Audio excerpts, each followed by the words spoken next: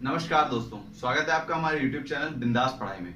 तो आज हम हैं part 4 money and banking chapter के, जिसमें हम पढ़ेंगे how does central bank control money supply. कि भैया इकोनॉमी में कितना पैसा जाना चाहिए, कितना नहीं जाना चाहिए। इन्फ्लेशन की सिचुएशन आ गई, मान लीजिए महंगाई बहुत ज्यादा हो गई इकोनॉमी में, तो क्या होता है, महंगाई किसके कारण होती है, जब पैसा ज्यादा चला जाता है इकोनॉमी में। तो पैसा ज्यादा चले आएगा तो क्या करेगी सेंट्रल बैंक, पैसे को खींचेगी। और जब पैसा कम जाएगा तो क्या होगा, डिफ्लेशन की सिचुएशन होगी। जब पैसा कम हो जाएगा इकोनॉमी में, तब डिफ्लेशन का सिचुएशन आ जाएगा, मंदी का सिचुएशन आ जाएगा। उसमें क्या करेगा आरबीआई, उसमें आरबीआई पैसा भेजेगा और इकोनॉमी में, ठीक है। तो हम दोनों सिचुएशन को देखेंगे, दो क्वांटिटेटिव मेजर में और इसके बाद क्वालिटेटिव मेजर हम पढ़ेंगे, ठीक है। पहले क्वांटिटेटिव मेजर पढ़ते हैं। इसमें आता है पहले रेट पॉलिसी। रेट पॉलिसी में हम दो रेट के बारे में पढ़ेंगे, बैंक रेट और रेपो रेट। तो बैंक रेट वो रेट होता है जिस पर कमर्शियल बैंक जो है वो आरबीआई से पैसा लेती है for long period of time, ठीक है। यहां पे कौन सा, कितने पीरियड ऑफ टाइम के लिए ले रही है, लॉन्ग पीरियड के लिए, ठीक है। और यहां पे कोई कोलेटरल जमा नहीं करना पड़ता कमर्शियल बैंक को, आरबीआई को, नो कोलेटरल, ठीक है, कमर्शियल बैंक को, आरबीआई को, ठीक है। और रेपो रेट कौन सा रेट होता है, रेपो रेट वो रेट होता है जिसपे कमर्शियल बैंक आरबीआई से पैसा उठाती है, पैसा लेती है for short period of time, ठीक है, शॉर्ट पीरियड ऑफ टाइम। और यहां पे क्या करना पड़ता है, यहां पे इसको कोलेटरल जमा करना पड़ता है, ठीक है। यहां पे इसको कोलेटरल जमा करना पड़ता है, किसमें, रेपो रेट में। तो रेपो रेट क्या होता है और बैंक रेट क्या होता है, यहां पे हमने सिचुएशन देख ली कि ये लॉन्ग पीरियड के लिए होता है, ये शॉर्ट पीरियड के लिए होता है। इसमें कोलेटरल जमा नहीं कराना पड़ता है, इसमें कोलेटरल जमा कराना पड़ता है। लेकिन ये रेट क्या होता है, ये रेट का मतलब ये है कि जिस इंटरेस्ट, जिस ब्याज पे, जिस परसेंटेज ऑफ ब्याज पे, मान लीजिए आरबीआई यहां पे बैंक रेट, कितने बैंक रेट पे दे रही है पैसा कमर्शियल बैंक को, 10% पे कमर्शियल बैंक को पैसा दे रही है आरबीआई, ठीक है। और रेपो रेट में कभी भी रेपो रेट जो होता है ना, वो बैंक रेट से कम होता है। आप खुद सोचिए कि लॉन्ग पीरियड ऑफ टाइम के लिए जो होगा उस पर ज्यादा इंटरेस्ट चार्ज करेगी आरबीआई, या फिर शॉर्ट पीरियड के लिए, शॉर्ट पीरियड के लिए तो कम इंटरेस्ट चार्ज करेगी और लॉन्ग पीरियड के लिए ज्यादा, क्योंकि वो लॉन्ग पीरियड ऑफ टाइम के लिए पैसा ले रहा है आरबीआई से, ठीक है। तो यहां पे रेपो रेट जो है मान लीजिए 5% है। तो यहां पे सेंट्रल बैंक क्या काम करती है, मान लीजिए अगर यहां पे सिचुएशन, पहली सिचुएशन ले रहे हैं हम लोग इन्फ्लेशन की, इन्फ्लेशन की पहली सिचुएशन हमने ली कि भैया महंगाई है बहुत ज्यादा, इकोनॉमी में बहुत ज्यादा पैसा जा चुका है, जिसके कारण महंगाई की सिचुएशन आ गई है। तो यहां पे आप खुद बताइए क्या करेगा central bank, central bank bank को बोलेगा, कमर्शियल बैंक को कहेगा कि भैया मैं तेरे को अब यहां पे ज्यादा बैंक रेट पे पैसा दूंगा, 10% पे नहीं, अब तेरे को 15% पे पैसा दूंगा भैया तेरे को, ठीक है। अब 15% पे सेंट्रल बैंक को पैसा मिलेगा, तो सेंट्रल बैंक जो इकोनॉमी में लोन बांटेगी, जो हम लोगों को, जो आम पब्लिक है या फिर बड़े बड़े बिजनेसमैन है, उनको जो लोन देगी वो हाई रेट पे देगी। 15% पे अगर इनको मिल रहा है तो किस परसेंट पे देगी, 20% पे देगी रेट लोन हमें। अब 20% पे अगर बैंक हमें लोन देगी तो क्या हम लोन लेंगे, हम बोल देंगे भैया जब ये रेट कम होगा तब आराम से लोन ले लेंगे। तो यहां पे मनी जो है वो कम जाएगा लोन के फॉर्म में, कमर्शियल बैंक के द्वारा जो इकोनॉमी है उसमें मनी कम जाने लग जाएगा। कब, जब आरबीआई अपना जो बैंक रेट है वो बढ़ा देगी। सिमिलरली रेपो रेट भी है, रेपो रेट अगर बढ़ा देगी आरबीआई तो क्या करे, हो जाएगा, जो कमर्शियल बैंक है उनको शॉर्ट पीरियड ऑफ टाइम के लिए ज्यादा इंटरेस्ट रेट पे पैसा मिलने लग जाएगा। 5% से अगर 7% कर देगी, तो यहाँ पे 7% पे अगर पैसा मिलेगा उनको शॉर्ट पीरियड ऑफ टाइम के लिए, तो वो शॉर्ट पीरियड ऑफ टाइम के लिए मिल रहा है, मतलब वो ज्यादा इंटरेस्ट चार्ज करेगी हमारे ऊपर, कितना, 10% चार्ज करेगी, 15% चार्ज करेगी, 10 से 15% तक हमें हमारे ऊपर इंटरेस्ट जो है वो चार्ज करेगी बैंक, ठीक है, कमर्शियल बैंक, उस पे हमें देगी लोन। अब क्या हम 10 से 15% पे लोन लेंगे? नहीं लेंगे लोन। हम बोलेंगे भैया जब 7-8% पे आएगा तब आराम से लोन लेंगे, अभी बहुत ज्यादा महंगाई है मार्केट में, तो हम लोन कम लेंगे तो इकोनॉमी में पैसा कम जाएगा, इकोनॉमी में पैसा कम जाएगा तो इन्फ्लेशन की जो सिचुएशन है, जो महंगाई है, वो कंट्रोल में आ जाएगी। ठीक है, तो हमने देखा सेंट्रल बैंक इन्फ्लेशन की सिचुएशन में क्या किया। अब डिफ्लेशन की सिचुएशन में क्या करेगी? डिफ्लेशन की सिचुएशन में मतलब मंदी जब आ जाती है, पैसे की बहुत ज्यादा कमी आ जाती है मार्केट में, तो क्या करेगी आरबीआई? आरबीआई यही दोनों जो रेट हैं उन दोनों को घटा देगी। बोलेगी कमर्शियल बैंक को कि भैया मैं तेरे को पहले 7-5% पे दे रहा था, अब मैं तेरे को 3% पे ही पैसा दूंगा, तू लेकिन कम परसेंट पे लोगों को पैसा बांट, जिससे इकोनॉमी में पैसा ज्यादा जाए। सिमिलरली बैंक रेट के साथ भी वही करेगी, 10% से 8% कर देगी घटा के। तो यहां पे क्या होगा? डिफ्लेशन की सिचुएशन कंट्रोल में आ जाएगी। कैसे? लोग ज्यादा लोन लेंगे, और ज्यादा लोन लेंगे तो डिफ्लेशन की सिचुएशन जो है वो कंट्रोल में आ जाएगी। ठीक है, अब यहाँ पे दो रेशो वाली पॉलिसी भी देख लेते हैं। दो रेशो यहाँ पे कौन से? सीआरआर और एसएलआर। इसके बारे में मैंने आपको पहले ही बता दिया है। कैश रिजर्व रेशो वो रिजर्व रेशो होता है जो टोटल डिपॉजिट का कमर्शियल बैंक को आरबीआई को देना होता है, कमर्शियल बैंक को आरबीआई को देना पड़ता है। अब अगर सिमिलरली सिचुएशन है, इन्फ्लेशन की सिचुएशन लेते हैं, तो क्या करेगी सेंट्रल बैंक? बैंक यहाँ पे क्या बोलेगी? सीआरआर जो है वो बढ़ा देगी। और मैंने आपको पहले ही बताया था, जितना ज्यादा सीआरआर बढ़ता जाएगा उतना कम जो बैंक है वो उतना कम लोन बांट पाएगी इकोनॉमी में, और उतना कम लोन बांट पाएगी तो क्या होगा? इकोनॉमी में उतना कम पैसा जाएगा, तो इन्फ्लेशन की सिचुएशन जो है वो कंट्रोल में आ जाएगी। कैसे? जब सीआरआर जो है उसका रेशो जो है वो बढ़ा देगी, उसका परसेंटेज जो है वो बढ़ा देगी। मान लीजिए पहले 4% था, अब वो उसे बढ़ा के 5% कर देगी आरबीआई। तो 5% कर देगी, मतलब कि 5% टोटल डिपॉजिट का जो कमर्शियल बैंक के पास आ रहा है वो वेस्टेज में चला जाएगा। सिमिलरली स्टैट्यूटरी लिक्विडिटी रेशो के साथ भी वही है कि वो उसका रेट मान लीजिए पहले 15% था, 15% था पहले, अब उसको वो बढ़ा के क्या कर देगी? 20% कर देगी। तो यहां पे क्या हो रहा है? 20 और 5 25% जो पैसा है वो इन्फ्लेशन की सिचुएशन में क्या हो रहा है? वो वेस्टेज में चला जा रहा है। उससे बैंक जो है वो लोन नहीं बांट पाएगी। ठीक है, इकोनॉमी में लोन कम बांट पाएगी तो इन्फ्लेशन की सिचुएशन जो है वो अपने आप कंट्रोल में आ जाएगी। अब मान लीजिए डिफ्लेशन की सिचुएशन है, मंदी है मार्केट में, तो सेंट्रल बैंक क्या करेगा? आप खुद ही बताइए। सेंट्रल बैंक यहां पे इस सिचुएशन में ये दोनों जो रेशो है, ये दोनों जो परसेंटेज है उसको घटा देगा। 4% से यहां पे 3% कर देगा।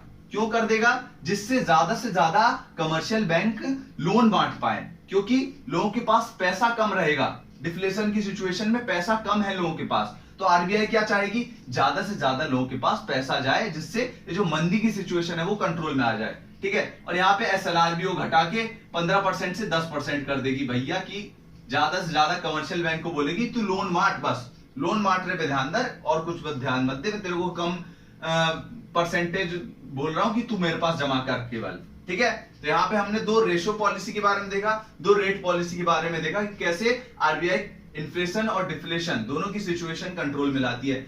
अब यहाँ पे तीसरा एक और मेथड है open market operation. Open market operation में क्या करती है आरबीआई? गवर्नमेंट सिक्योरिटीज जो है वो ओपन मार्केट में बोल देती है कि भैया मैं गवर्नमेंट सिक्योरिटीज बेच रहा हूं। आरबीआई बोल देता है जिसको खरीदना है खरीद लो। और ये सब जानते हैं कि गवर्नमेंट सिक्योरिटी से ज्यादा अच्छा जगह इन्वेस्ट करने का पैसा अपना कोई हो ही नहीं सकता है। लोग क्या करेगी? जैसे गवर्नमेंट सिक्योरिटीज आरबीआई मार्केट में उतारेगी, लोग भागेंगे गवर्नमेंट सिक्योरिटीज लेने के लिए। और यहां पे पहला सिचुएशन ले रहे हैं इन्फ्लेशन का। मार्केट में इन्फ्लेशन चल रहा है, बहुत ज्यादा पैसा है इकोनॉमी में, तो आरबीआई क्या करेगी? इकोनॉमी से पैसा खींचने की कोशिश करेगी, लेने की कोशिश करेगी लोगों से के हाथों से पैसा। तो गवर्नमेंट सिक्योरिटी मार्केट में उतार देगी आरबीआई। तो क्या करेंगे लोग? गवर्नमेंट सिक्योरिटीज खरीदेंगे, उसके बदले में आरबीआई को पैसा देंगे, मनी जो है वो आरबीआई को देंगे लोग, और उसके बदले में गवर्नमेंट सिक्योरिटीज ले लेंगे। कौन? पब्लिक। लोगों को पैसा दे, आरबीआई को पैसा देगी और गवर्नमेंट सिक्योरिटीज उसके बदले में ले लेगी। और यहां पे क्या होगा?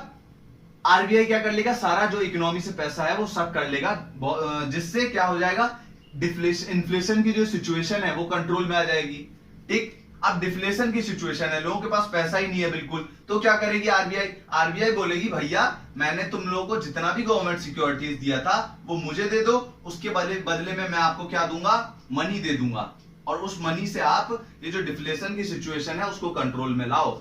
लोगों के हाथ में अब डिफ्लेशन की सिचुएशन में पैसा ही नहीं है लोगों के हाथ में, तो आरबीआई ट्राई करेगी कि लोगों के हाथ में पैसा जाए, जिसके कारण मनी दे देगी, गवर्नमेंट सिक्योरिटीज खरीद लेगी लोगों से। ठीक, तो हमने दोनों सिचुएशन पढ़ ली ओपन मार्केट ऑपरेशन में भी। तो क्वांटिटेटिव मेजर जो थे वो इतने ही थे। अब क्वालिटेटिव मेजर के बारे में पढ़ते हैं। क्वालिटेटिव मेजर्स क्या होते हैं? चलिए, क्वांटिटेटिव मेजर्स वो होते थे जिसमें जो मनी सप्लाई है उसकी क्वांटिटी में चेंज आ जाता था। मान लीजिए पहले मनी सप्लाई जो था वो 1000 करोड़ का था इकोनॉमी में। क्वांटिटेटिव मेजर को चेंज करने से क्या होता था कि मनी सप्लाई चाहे तो बढ़ जाती थी, मान लीजिए 1000 थी तो 1100 हो जाएगी, या फिर घट जाती थी 900 हो जाएगी, 900 करोड़।